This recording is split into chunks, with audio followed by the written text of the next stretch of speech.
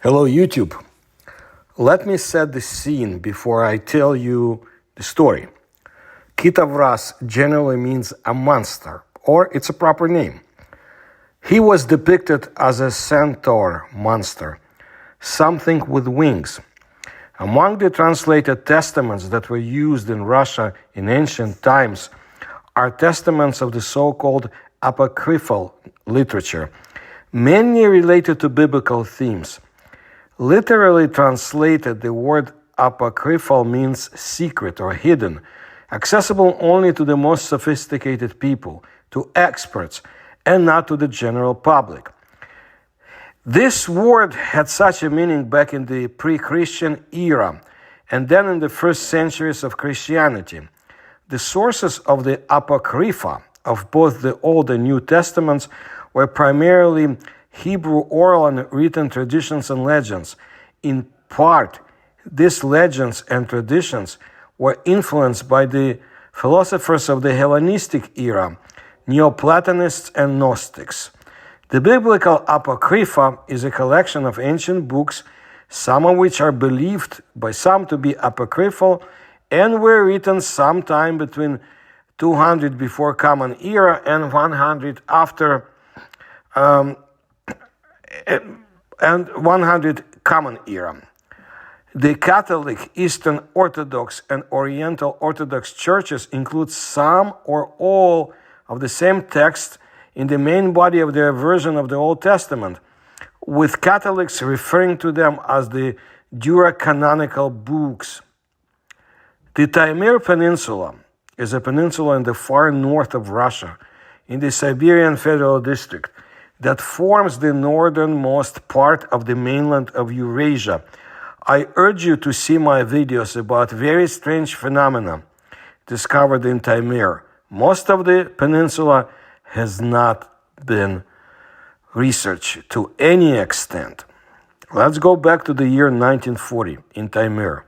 Imagine this: an endless frozen tundra blown by the icy winds of the Arctic. The time was quite harsh, difficult period, pre-war, but the Soviet Union stubbornly explored the north, laid roots, and explored the depths and waters. A hydrological expedition, one of many, broke through this white silence. People in heavy boots and sheepskin coats focused on their devices, their tools, on maps, on fighting the elements, and suddenly there's a stop in their expedition, an unexpected, almost unbelievable discovery. There are traces of long-gone people among the centuries-old ice and rocks, not indigenous but Russian. The remains of a winter quarters, logs blackened by time, maybe the wreckage of a boat, rusty nails, rotten pieces of cloth, ghosts of the past, lost in time and space. These footprints, as it was later established, were more than 300 years old. A whole abyss of time separated Soviet hydrologists from those nameless daredevils who got here in the 17th century. Who were they? Desperate Paimir people from the White Sea looking for soft gold, precious fur, or the legendary sea route explorers to China, walrus hunters, walrus whose bone was valued at least as much as silver at the time? One can only guess. Their names have been erased by the winds and time, but they left behind more than just wreckage of their meager lives. Among other camp belongings, half buried in snow and frozen into the ground, the expedition found something absolutely amazing: a metal disc. Round, rather tarnished, covered with a greenish patina of time, but retaining an artful image on its surface. It was a bronze mirror, and there is a centaur in the mirror. Centaurs were mythological creatures that appeared often in Greek mythology, symbolizing man's wild and tamable side. The half man, half horse. The finding was amazing. A bronze mirror is not a cheap object. It requires skillful casting. Here, on the very top of Eurasia, hundreds, if not thousands, kilometers from the nearest centers of civilizations of that time. How did it get here? Who brought it to this icy desert? Was it an amulet, an expensive item taken on a dangerous journey, or a trade item? And what kind of strange centaur, Centaur, was depicted on it? This fragile artifact, raised from the permafrost, became the key to an amazing story that connected the harsh north, ancient Russian legends, and the mysterious world of Siberian shamanism. It was like an icy echo of bygone days, a reminder of the incredible courage and tragic fate of those who first dared to challenge the silent north. The figure depicted on the Taimir mirror was not just an ancient centaur brought by unknown routes to the Arctic. Experts have identified him as a character much closer and at the same time more exotic, Kitavas. This name echoed the ancient Russian apocrypha, book legends that were distributed in handwritten publications in monasteries and in the boyar aristocrat chambers. Kitavas is the hero of the famous tale of Solomon and Kitavas, a popular reading in Russia up to the 17th and 18th centuries. The figure is incredibly complex and contradictory. In the story, he appears as a mighty being, a half man, half horse, sometimes even winged, the ruler of the fabulous city of Lukoria. Most likely, this is a variation of the Russian name Lukamoria. He's a great sage with secret knowledge of the universe, but at the same time, a being of demonic, divine nature, capable of violence and deception. The plot of the story is fascinating. The wise King Solomon, who is building the Jerusalem temple, needs the help of Kitavas to get a special tool for cutting stones. By trickery, drugging him with wine, Solomon captivates the centaur. Kitavas demonstrates his wisdom at the court of the king, unraveling the hidden thoughts of people and predicting the future. But at the same time, his wild, unbridled nature. In the end, he deceives Solomon, throws him to the edge of the world, and takes his throne until the king returns and expels him.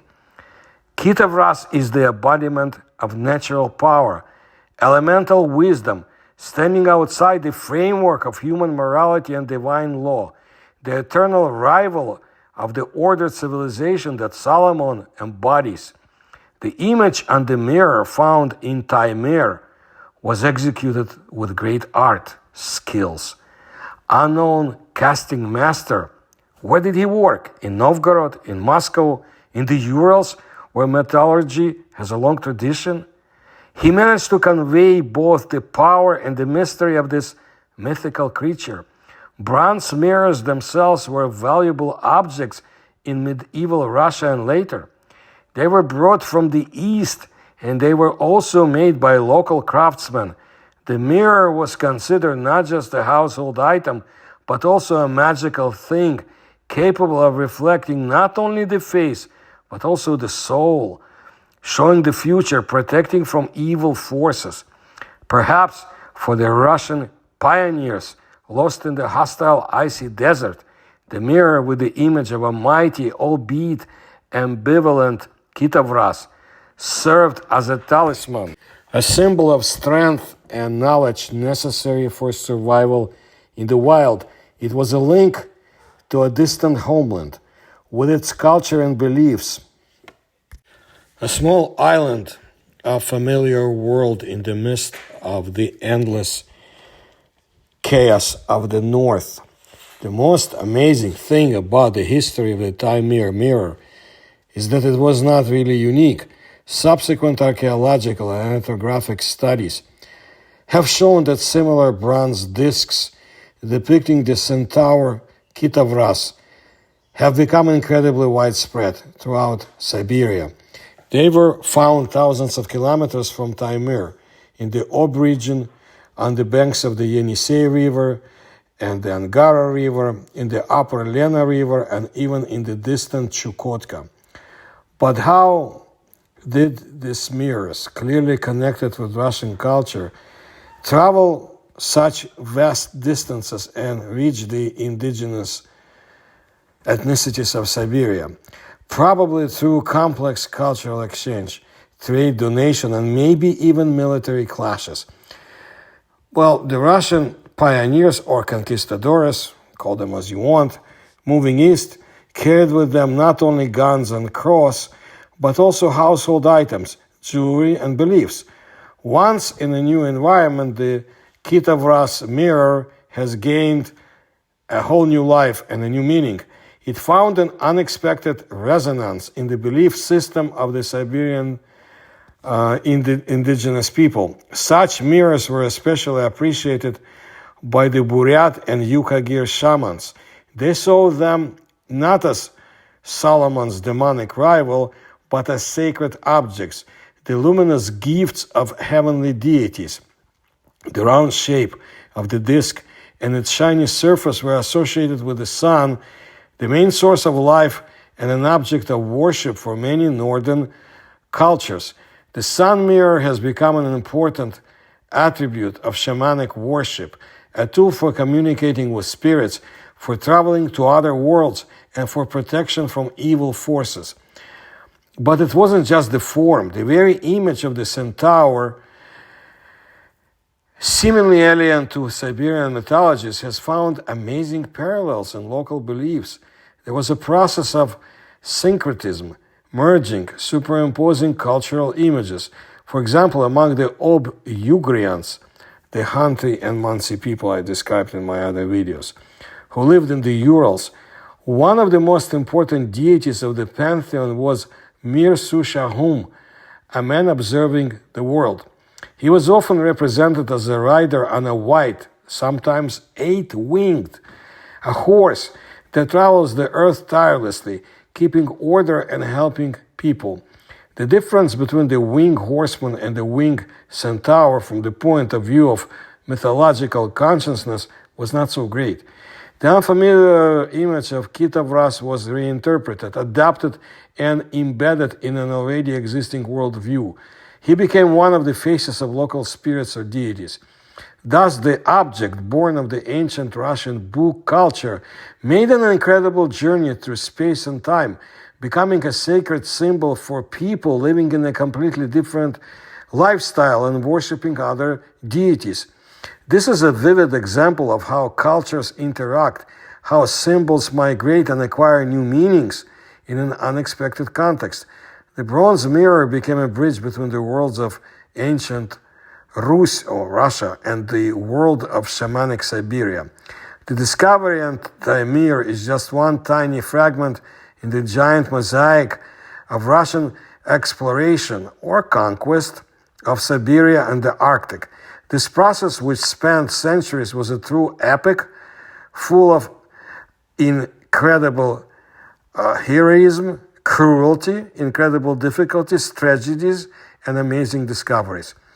Starting in the 11th to 12th centuries, the Novgorod Ushkuyniki, roughly pirates, whom I describe in my other videos on the subject, and then the Pomors, those who have settled in the north and lived off the sea, sailed through the frozen ocean, hunting walrus and seals on their flimsy but sturdy nomadic boats, sewn with wool and tarred.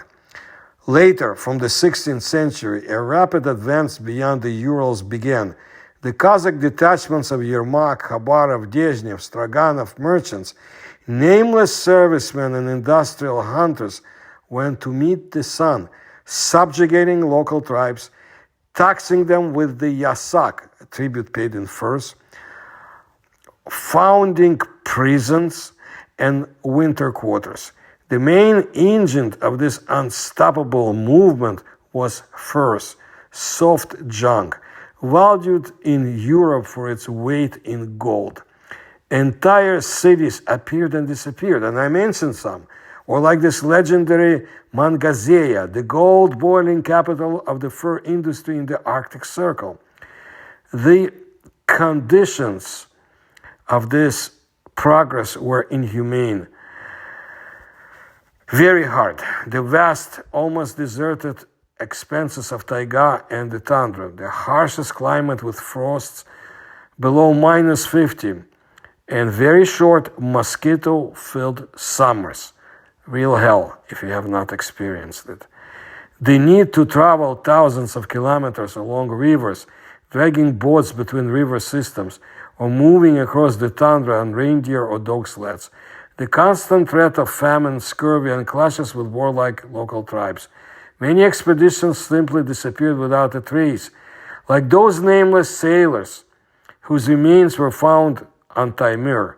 But it wasn't just the furs that attracted people. They were driven forward by the spirit of discovery, the desire to look beyond the horizon, to find new lands, to put them on the map. Rumors about rich islands lying somewhere in the Arctic Ocean especially excited the imagination. These rumors gave rise to expeditions similar to the one undertaken in the 1760s by the ensign Stepan Andreev. He was sent in search of the so-called Andreev's land, allegedly seen earlier north of the mouth of the Kolyma. In one of his reports, Andreev reported to his superiors about another discovery. If we had seen the sixth island found again, this distance was not small, and if we had been driving to that island and unknown people had run over fresh tracks on 8 reindeer sleds, only they had driven from the island to the ground in front of us. However, even then this message was treated with great skepticism, adding at the end, "That's exactly why it's all false." Andreev's story is a typical example of the ghostlands phenomenon that the history of Arctic exploration is so rich in. The legendary Sannikov land, Peterman land. For decades, navigators and scientists searched for these islands, put them on maps, but in the end they turned out to be mirage. The harsh conditions of the Arctic, optical illusions like Fata Morgana, ice shields mistaken for land, ice gleam or ice blink, fogs, imperfect navigation instruments, all this contributed to the reports of non-existent lands. Perhaps the desire to become famous justified the cost of the expedition, or simply the psychological stress of people who found themselves face to face with an endless icy desert also played a role. These ghostly phantom islands, like real but hard to reach lands like New Siberia, to which Andreev would have to walk an incredible distance to the ice, beckoned and scared at the same time. They were a symbol of the mysterious unexplored North, which was reluctant to reveal its secrets and severely punished people for excessive arrogance. The nameless sailors of the 17th century who left the bronze mirror with the Kitavas on Taimir were part of this great and tragic saga of the exploration of the North. A saga full of courage, suffering, and unsolved mysteries that the icy desert preserves to this day. And I bring you stories about such mysteries. That's, in the past. And today, we still have the issue of UFOs and USOs over this territory, which very few people, except those at the very top, pay attention to. Now, the stories of Solomon are a series of 10 short stories. Based on biblical texts, the stories contain new, apocryphal information about King Solomon. The apocrypha about the biblical king passed from writing into the oral tradition. The plots dating back to them are noted in spiritual poems and fairy tales.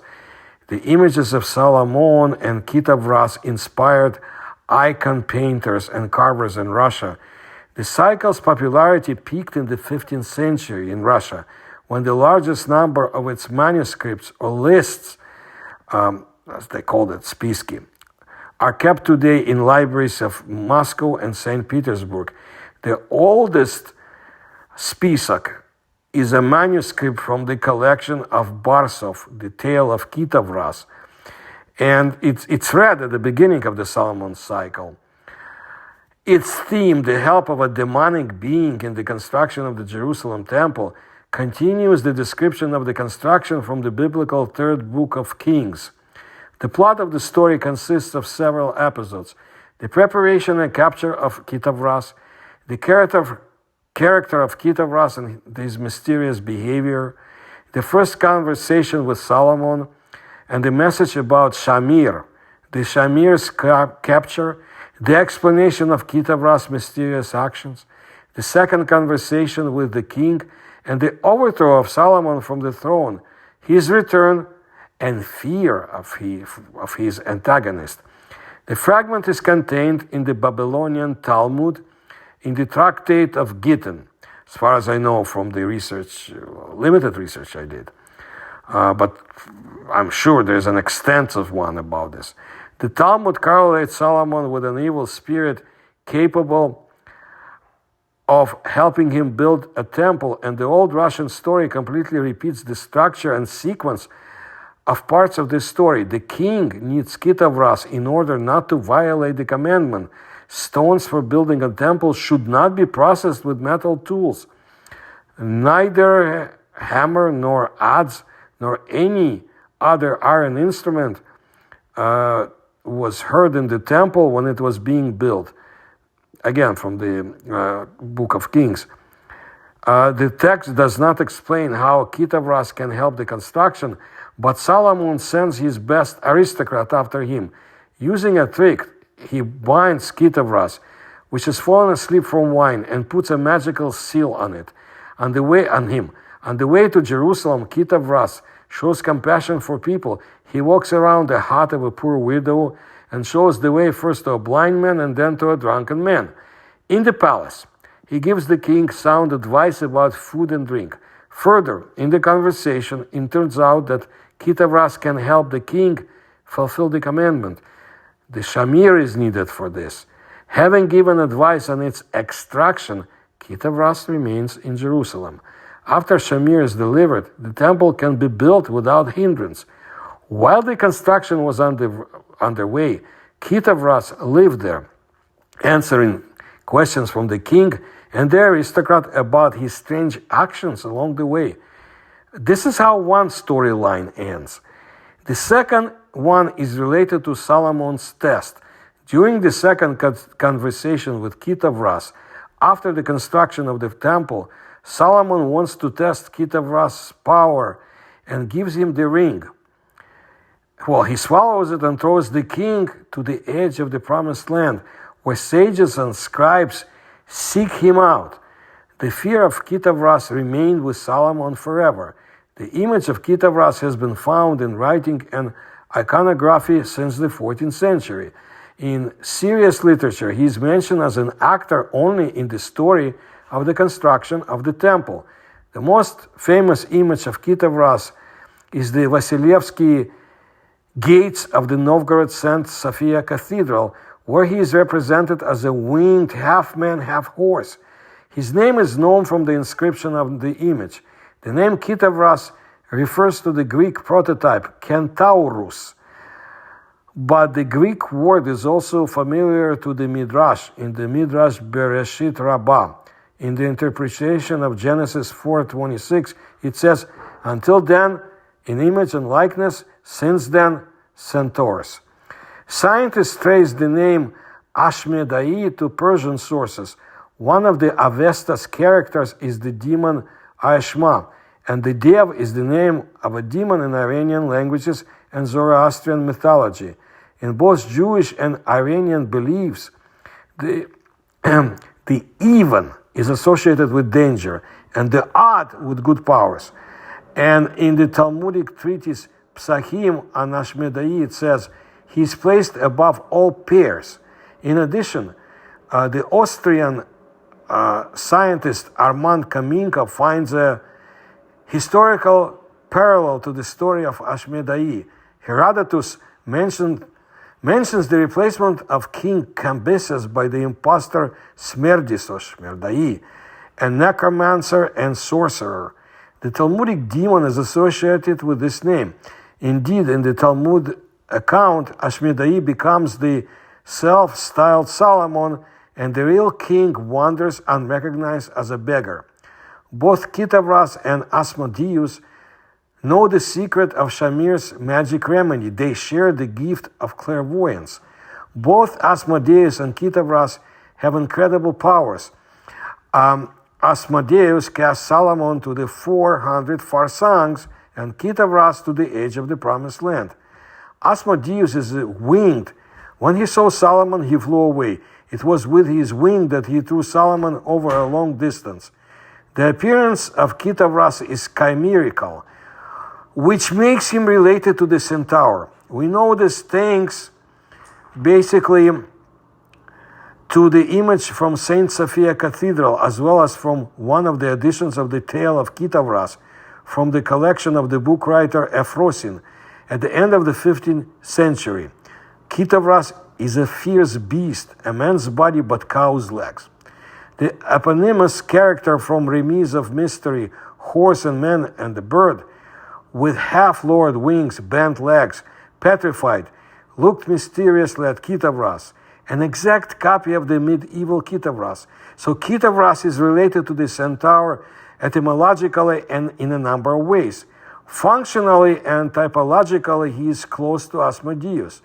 Both Asmodeus, who goes back to the Indo-Iranian persona, and Kitavas, a replica of the Centaur, which has an analog in ancient Indian mythology, have distant common roots. The paths of the Centaur and Asmodeus diverged in order to bizarrely unite in the image of the ancient Russian Kitavas.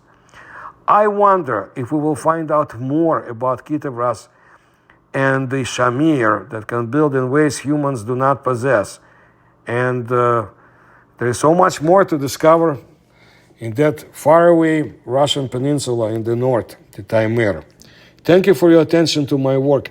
If you can support my research, please do so through the links you will find in the description to this video. Please make sure you sign up for my channel and hit the notification button. Please tell others about my work.